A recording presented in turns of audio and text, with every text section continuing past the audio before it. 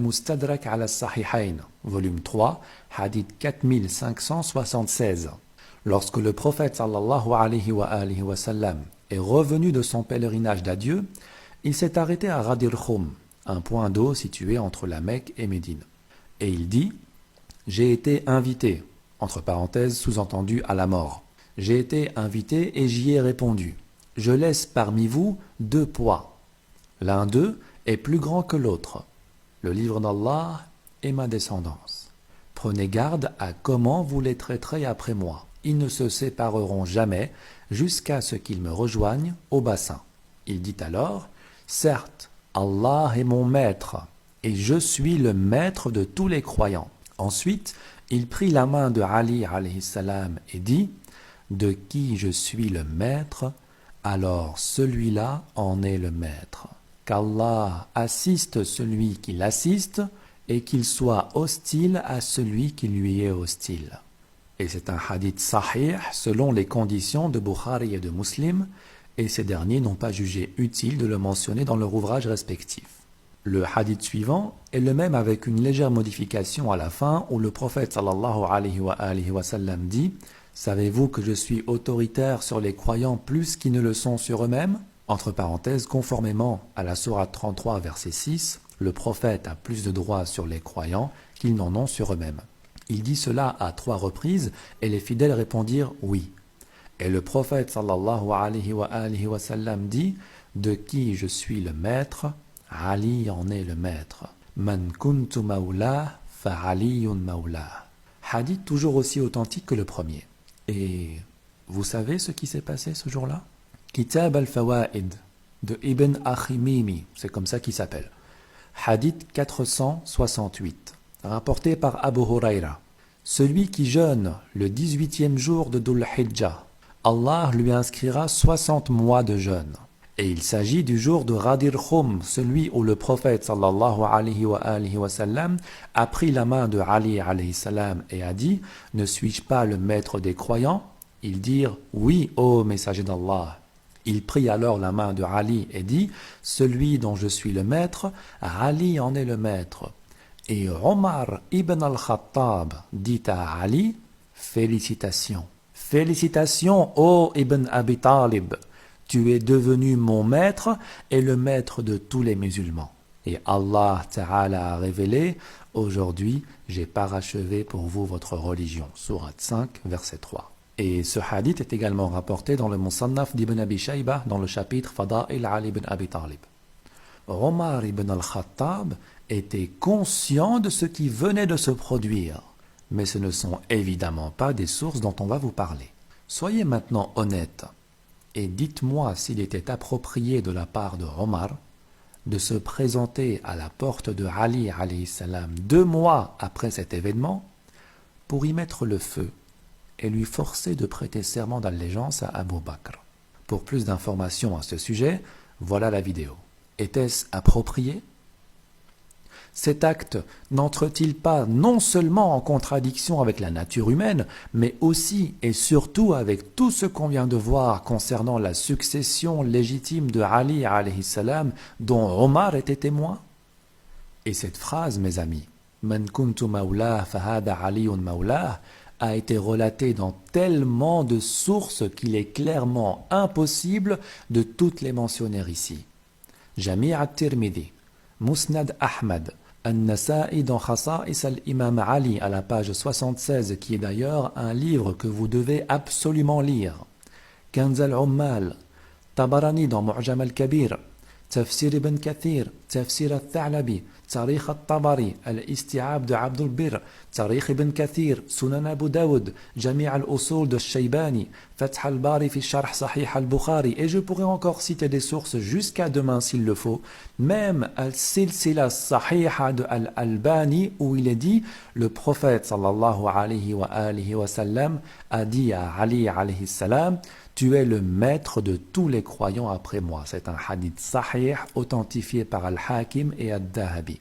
Tu es le maître de tous les croyants après moi. Certains vont me dire, mais il a été le 4e calife. Donc, il a quand même succédé au prophète sallallahu alayhi wa sallam. Et il a été le maître de tous les croyants après lui. Rien dans ces hadiths ne mentionne qu'il doit être le premier. Cette remarque, mes amis, se retourne contre vous. Ceux qui font cette remarque ne cessent de s'enfoncer dans le gouffre de la contradiction. Tu es le maître de tous les croyants après moi. Question. Abu Bakr, Omar et Othman ne sont-ils pas comptés parmi les croyants dans cette narration? S'ils sont comptés parmi les croyants, qu'est-ce qui les empêche d'adhérer à cette déclaration et de prendre Ali alayhi salam comme leur maître, étant donné qu'il est le maître de tous les croyants? Et s'ils ne sont pas considérés parmi les croyants, eh bien, on peut arrêter les frais ici. Vous vous mettez dans une situation difficile. Soit vous avouez qu'ils ne sont pas croyants, soit vous dites qu'ils le sont, mais qu'ils ont catégoriquement refusé la sunna en refusant que Ali alayhi salam soit leur maître. Et celui qui refuse la sunna est de toute manière, par définition, un mécréant.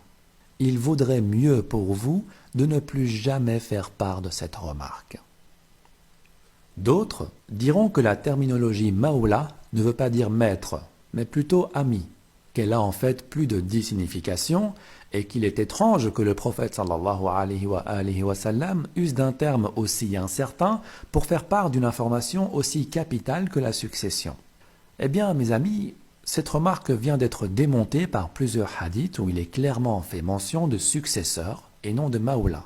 Et même si on estime que cela veut dire autre chose que maître, cela est impossible au vu de son contexte. Déjà, car cet événement est associé à un verset extrêmement important. Ô messager, transmets ce qui t'a été descendu de la part de ton Seigneur. Si tu ne le faisais pas, alors tu n'aurais pas communiqué son message. Sourate 5, verset 67. Nous trouvons dans Tafsir al-Tha'labi, volume 4, page 92, à l'interprétation de ce verset, transmets ce qui t'a été descendu concernant les vertus de Ali alayhi salam.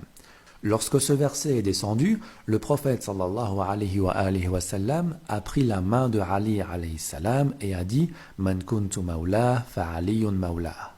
Et ceci est rapporté dans bien d'autres ouvrages. Tafsir al-Kabir, Ruhul Ma'ani, Dur al-Manthur, etc. Bref, si tu ne le fais pas, tu n'aurais pas communiqué son message, prouve que cet événement est de la plus haute importance. Il était essentiel à l'accomplissement de la mission du messager sallallahu alayhi wa sallam. Une petite parenthèse ici pour mettre l'accent sur l'importance de cet événement. Le verset précédant la sélection de Ali alayhi salam à la succession était « Transmets ce qui t'a été descendu de la part de ton Seigneur », comme nous venons de le voir. Et le verset ayant été révélé juste après cette sélection fut le suivant. Aujourd'hui, j'ai parachevé pour vous votre religion et accompli sur vous mon bienfait, et j'agrée l'islam comme religion pour vous. Verset 3 de la sourate 5. Et on peut également le voir dans les sources qui ont été citées. Cela montre à quel point il était important de désigner un successeur dont le but serait de préserver la religion telle qu'elle a été révélée et de n'y apporter aucune modification afin que les fidèles soient guidés sur la seule et réelle sunna. De ce fait, il est impossible que le prophète sallallahu alayhi wa sallam fasse cette déclaration devant plus de 10 000 personnes sous une chaleur désertique uniquement pour leur dire que Ali alayhi salam est leur ami, qu'il faut lui dire bonjour, lui offrir des cadeaux, traîner avec lui ou je ne sais pas quoi. Il est bien sûr là pour leur dire qu'il faut lui obéir après lui. D'ailleurs, ce même hadith a été rapporté en d'autres termes tels que successeur au lieu de Mawla, alors qu'il fait référence au même événement. C'est que forcément, la signification de ce terme va dans le sens de la succession, de l'obéissance, et non pas de l'amitié. Et nous ne trouvons aucune variante de ce hadith à cet événement. Ali est l'ami de tous les croyants, alors que nous en trouvons qui disent « Ali est mon successeur après moi pour tous les croyants ». Ce qui veut dire que le terme « Mawla » va forcément dans le sens de la succession. D'ailleurs, je vais raccourcir cette recherche en vous donnant l'avis d'un de vos savants. Sibt ibn al-Jawzi, dans Tadhkirat al-Khawas, à la page 31 et 32, où il donne 10 utilisations différentes du terme Mawla, et où il finit par dire que celle qui s'applique à ce hadith est la 10e d'entre elles, c'est-à-dire celle qui montre qu'il s'agit bien d'une obéissance obligatoire à Ali alayhi salam et non pas d'une amitié, d'une alliance ou autre.